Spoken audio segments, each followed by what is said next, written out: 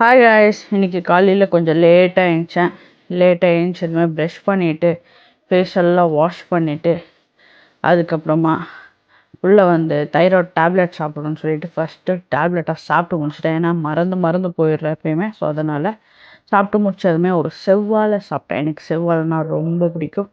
So செவ்வாழையை பீஸ்ஃபுல்லாக சாப்பிட்டு முடிச்சதுமே அப்படியே பிரேக்ஃபாஸ்ட் 3 இட்லி, புதினா சட்னி, அப்புறமா சாம்பார் சாப்பிட்டு முடித்த உடனே வீட்டுக்கு வெளியே பார்த்தா மங்கீஸ் வந்துட்டுருந்துச்சு. ஒரு 3-4 மங்கீஸ் வந்துருந்துச்சு. பார்க்கவே எல்லாம் க்யூட்டாக அழகாக இருந்துச்சு.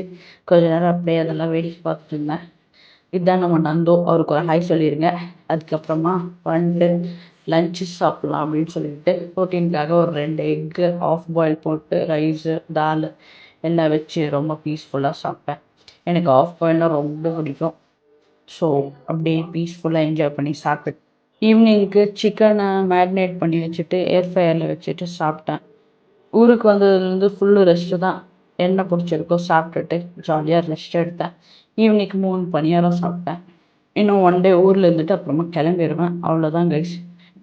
தெம்பாருங்க, நாளைக்கு பார்க்கலாம். டாடா பாய்.